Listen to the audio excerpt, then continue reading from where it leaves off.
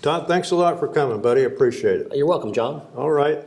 I've got a little script here that we talk about. And Okay. One thing the library likes to get is sort of a family history, a family tree. So tell me your name. Tell me your whole name. Todd Michael Bryant, When were you born, Todd?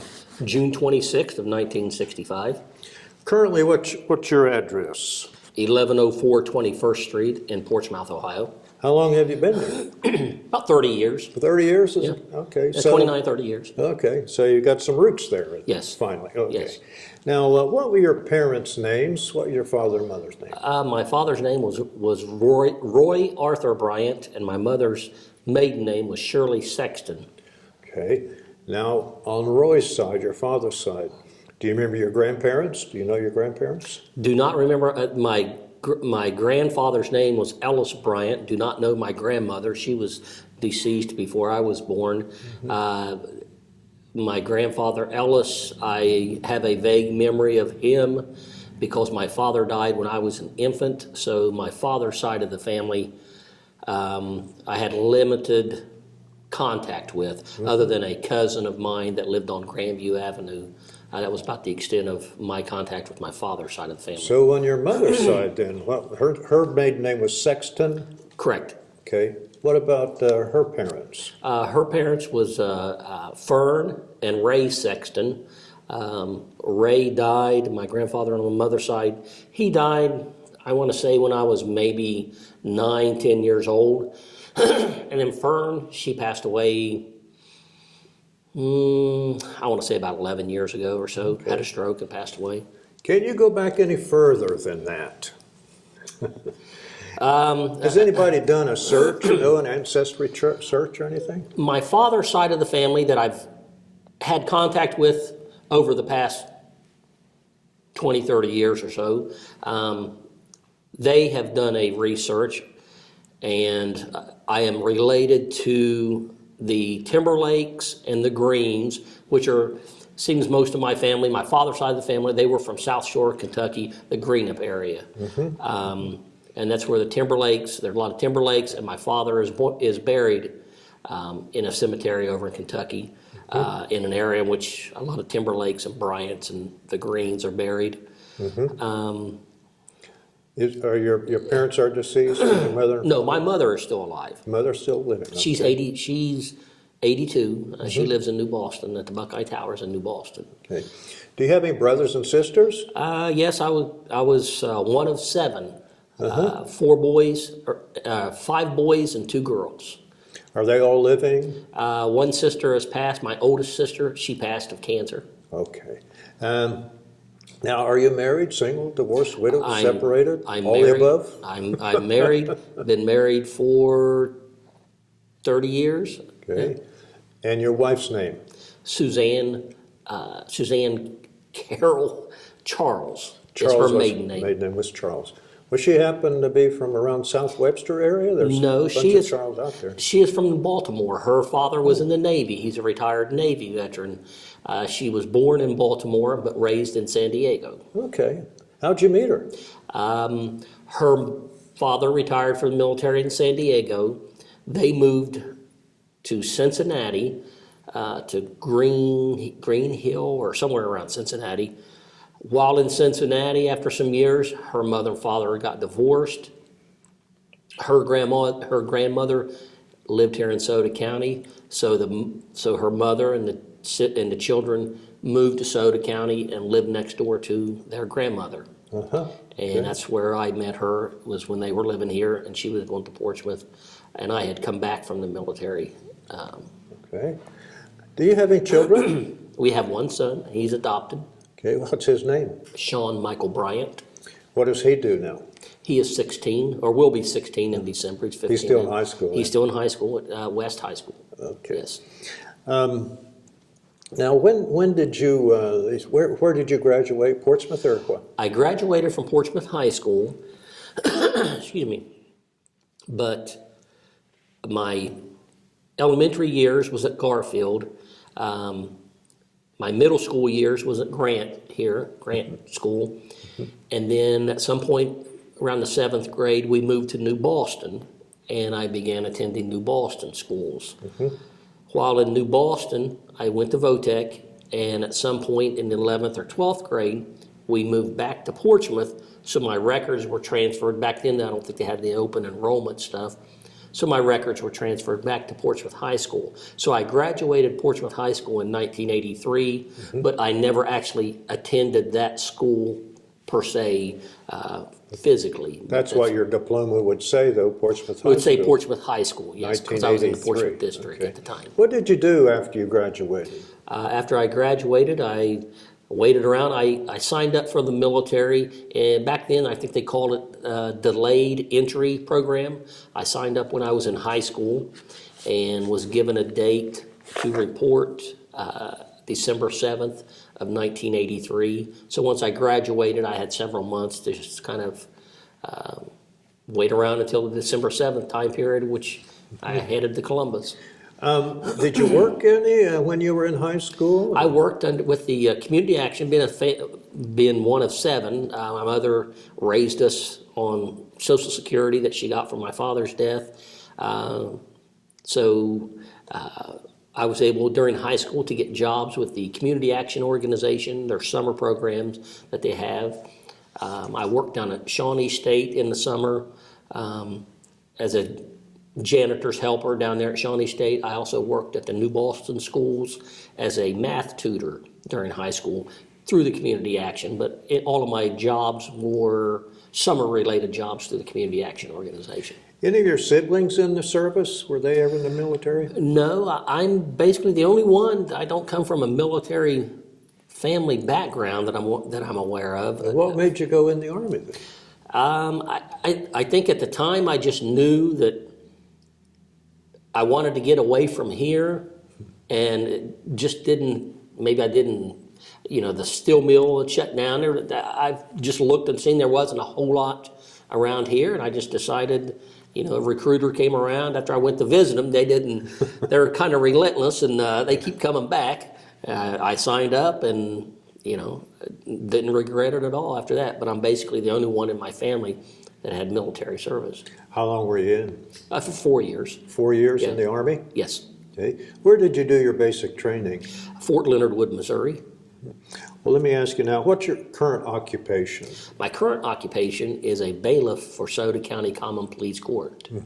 So you have law enforcement background, isn't it? Yes, I retired from the Portsmouth Police Department after roughly 23 years, purchased some of my military because I got offered a job as a bailiff over there. I got my 25 in with the purchase of the military and started in 2010 as a bailiff in Common Pleas Court. Would that be Judge Marshall at that time? And At that time, it's Judge Marshall. That's now it's correct. Judge Kuhn, isn't Judge Mark Kuhn. That's correct. So you did your basic at Fort, that's in Missouri, isn't it? Oh, yes. Fort Leonard. In the wintertime. In the wintertime? Starting December 7th. I'm curious why you didn't go to Fort Knox. They sent a lot of guys down to Fort Knox from here. I was an engineer, combat engineer, and my primary was a carpentry and masonry. I was actually colorblind. I took electronics at Votech, but when I went to the MEPS for the medical, I'm not sure what they call that test, where it looks like a bunch of rocks, colored rocks, and they ask you to see the numbers. The browns and the grays I had trouble with and couldn't see the numbers, and I still have trouble kind of differentiating between brown and gray and green. Okay. What did that do as far as your military career? It limited what I could do job-wise because of the color blindness. And like I said, I went to Votech, so I was offered the 50 at the time. I think they called it 52 Bravo. It was a carpenter masonry with a 12 Bravo as a combat engineer secondary. So I worked with explosives, det cord, C4, stuff like that, and then also being the engineer unit. One of our primary duties was to build things. We built some schools down in Panama. We built steel structures. The unit that I was in had a multitude of individuals, heavy equipment, bulldozer operators and stuff like that was all there. So, but that's where you did your basic. I think it's probably 8 weeks or something. Was that your basic? Approximately 8 weeks. Where did you do your? Same place. Same place? Same place at Leonard Wood. Okay, so you're there for what? Where did you go after your advanced individual training? Straight to Fort Bragg, North Carolina. Fort Bragg. To an airborne unit there. Okay. I couldn't get into the airborne part yet. The schools were full, so I went to Fort Bragg to the 37th Engineer Battalion, the 20th Engineer Brigade, located at Smoke Palm Hill in Fort Bragg, North Carolina. I later was able to get my spot at Fort Benning for the airborne training, got my airborne training, and I was an airborne engineer. So you were, and then what unit were you in with the airborne? Would that The be same unit, the 37th. They had non-airborne and airborne personnel both. Okay. Were they attached to the 82nd or anything? Or They're not attached. The 82nd, Smoke Bomb Hill is here, and then on up the street was the 82nd. I think they are considered a support attachment, so to speak, for the 82nd, because that was one of their jobs, is with the heavy equipment, is jumping in and building air landing strips and stuff like that. Your patch, would your patch be the AA, All American, No, or was it another? My patch was a red patch, and it had like a picture of a castle or something like that in it. The red, I think it symbolized the engineer, and the castle, I don't know if that was a symbol of builders or something to that effect, but it was like a, and then of course the airborne rocker, so to speak, that was located above it. Well, after you got that, then what did you do? After you got your airborne? Back to the same unit, doing the same daily duties. Were you with that unit all the rest The of whole the time? 4 years, yeah, the whole 4 years I was with the same unit. Okay, Yes. okay. What did you guys do? I heard you say Panama and things. We went to Panama, I want to say 85. We built some schools out in the jungle. We was there in the jungle for about 6-8 weeks. Then we came back, and I think we stayed at it. I remember the red roofs. I want to say Fort Clayton down in Panama we stayed at. And it seems like at the time we had to stay there for which no one complained. We had to stay there for about 4 weeks. We couldn't get out of the country or leave. I think there was something going on at that time with Noriega, Manuel Noriega, at that time during the ousting of him.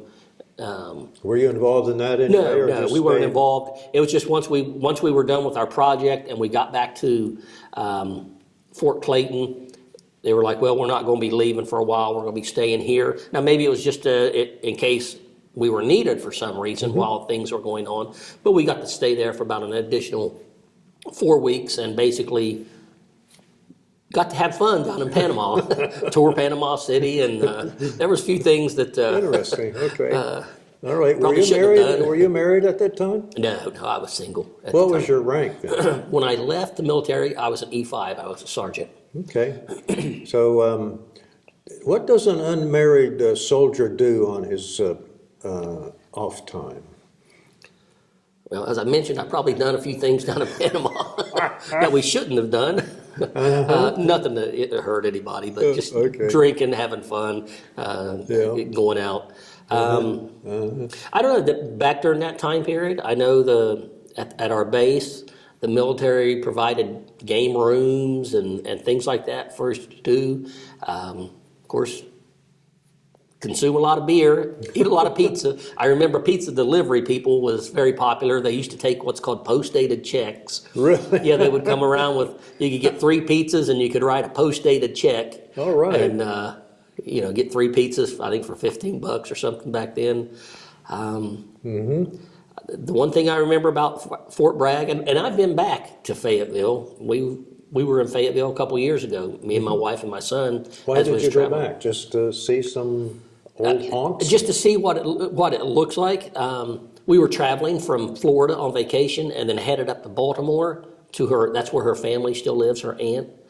And we decided to stay in Fayetteville just to kind of see what it looks like. And it was, I didn't recognize it. It was totally different, What's it like to build a school in the jungle? We had a good time. The camaraderie, it generates the camaraderie because you're away from everything. Then, of course, you didn't have internet, cell phones, and all that, so you really wasn't missing much there. The only thing you would have been missing is your ability to maybe talk to your family if you were a married individual, which I'm sure it made it a little more difficult for those. But myself being single, it was fun. I mean, got away, got to see, How many some in exciting places. How many in the unit? In my unit, Was it a battalion? well, it was the 27th Engineer Battalion, which probably had, I can only guess, 400 or 500, and then the 20th Engineer Brigade was was several battalions within the brigade. Was it the battalion that was out in the jungle, or maybe It wasn't the whole battalion. It was my specific unit that was there. There was probably 50 of us that was sent down there to Panama, and we were in one large camp, and then we would go out during the day to several locations. Part of us go here and part of us go there. I remember we were on the ocean on a big cliff, and they put up concertina wire around the whole location, and they had, I would assume, Panamanian police officers, individuals assigned inside our camp that kind of walked around and made sure that we didn't cause any problems with locals, or locals didn't try to get in and cause any problems and take things within our. Did you have contact with the locals, though, person to person? Yeah, we had contact person to person. How'd that go? No problems at all that I was ever aware of. I remember seeing a lot of coffee beans. They had large concrete slabs that they dried their coffee beans on. And the chickens would, I remember I don't drink coffee, never have drank coffee, but that's one thing I remember is the chickens running around on the coffee beans, I guess probably eating the worms or whatever that's on the coffee beans. How about the police, the Panamanian police? Did you have a good rapport with them? Never spoke with them. They just kind of walked around. I just remember kind of like the old, when you think of the Panamanian police, he wasn't like a strapped military guy. He was kind of like I don't know if you want to say like a Barney Fife. Had just I remember he had like an old revolver and a holster, and I want to say like a blue uniform with a patch, and he just kind of walked around. Probably, I guess in reality, he probably got free food, free cigarettes, because that was one of the things that we used to do. The people down there, we would trade cigarettes that we would get very cheap from the military, and they would go out and bring us fresh fruit, bananas, coconuts, and stuff like that, so we didn't have to, try and. So it was a good barter system. A barter system, yeah. Cigarettes were the currency, it sounds like. Cigarettes, yeah, they definitely loved the cigarettes, and we loved the fresh fruit. How long were you in Panama? About 12 weeks, probably about 12 weeks or so. Did you ever go anywhere else when you got back to the States? Did Other than Panama, just down there, I went to California, the Mojave Desert, where we stayed out there for a couple weeks. Fort Drum, New York. There's a few places within the States that we went to do things, training, and build some things. But never out of country anymore? Other than Panama, yes. When you went to Panama, did they fly you down, or did Oh, yes. Okay. Yes, they flew us down. Okay. Yeah. And you flew back. And then did you get some leave time when you got back to the United States? Not that I recall. Okay. Not that I recall. Okay. If you had leave time, did you come back to Portsmouth and visit the family and everything? Oh, yeah. Any leave time that I would get, I would usually spend it as far as vacation, coming back home to basically see my parents and siblings. That's really, at the time, all that I had as far as anyone to see. Now, being in Fort Bragg, North Carolina, if I had the weekends off or something like that, I didn't have any kind of, duty for the weekend, I would go to Myrtle Beach. Some of the people that I ran with as a teenager moved down to Myrtle Beach and was living there. So I went down there, visited them. Truthfully, that ended up being on a limited basis because they were doing things that that I didn't approve of, so to speak. Okay. Well, then, how long were you? 4 years you were in the service. When you got out, when did you get out? When were you discharged? Got out, I want to say December 4th or 5th. I had already applied for a job at the prison and had already got hired at the prison, not Southern Ohio Correctional Facility, but London Correctional Facility. Okay. And I got out of the service Thursday, Friday, came home, and I was already scheduled to start the academy in Orient for a prison guard that following Monday. So I got out and then reported up there Monday morning to Orient. I think it was like a week-long training that you go through to be a prison guard, some firearms training and PR-24 training. How long did you work with the Department of Rehab? Approximately a year, a little less than a year before I got hired on at the PD. Do you remember the date that you were sworn in to the Army? I would have to say December 7th. December 7th was the date that I reported, I would assume. Where'd you report, in Ashland or down here? Or? No, I got on the bus station here. I already had the tickets that were given, and they drove me to Columbus, and there was somebody at the bus station in Columbus to pick me up. And I don't recall where I went to. They took me to the airport. I want to say I stayed overnight in Columbus.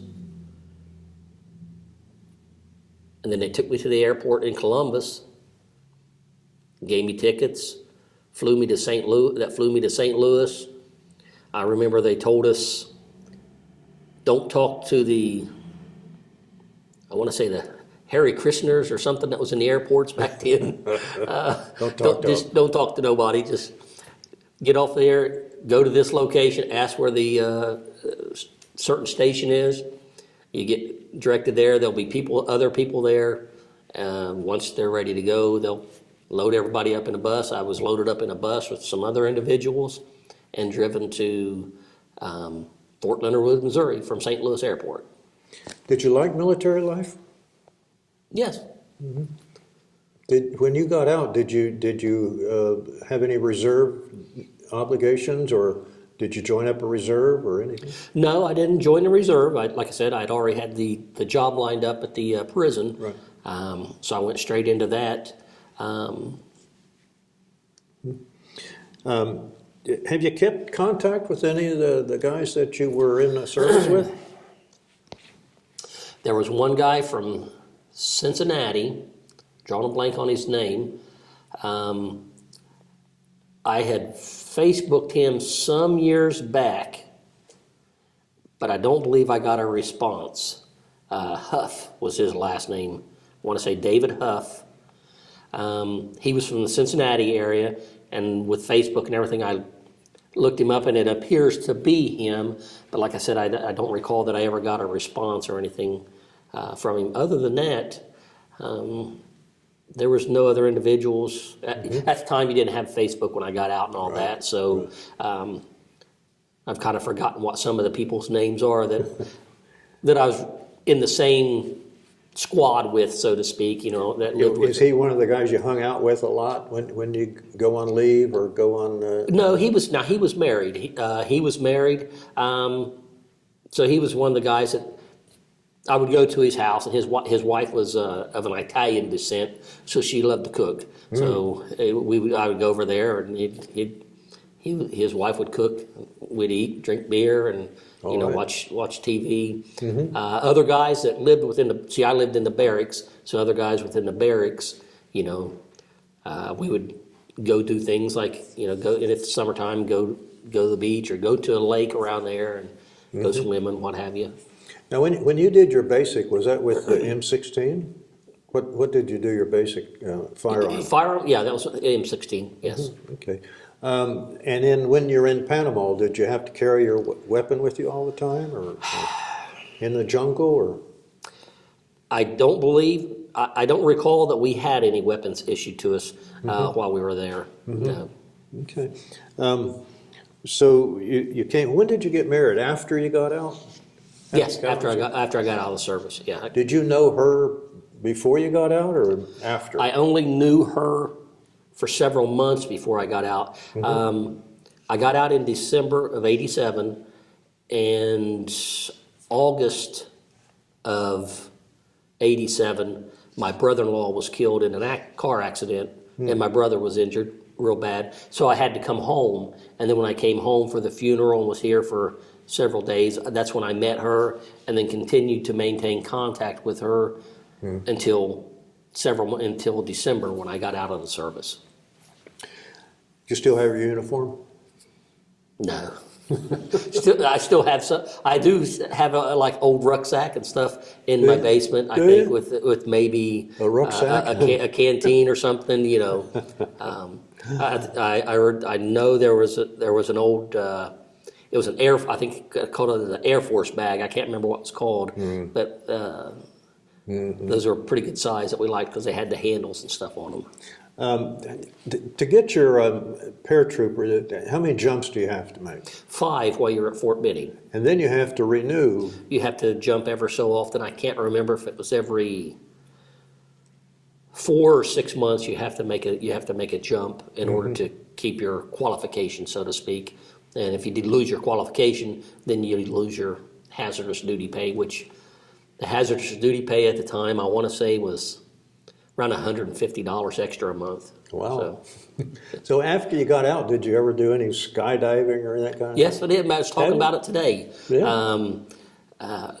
Did 2 of them out at the airport in Memphis with, I want to say it was Southern Ohio Skydivers Association, something like that. It was a little different. There were some of us from the police department.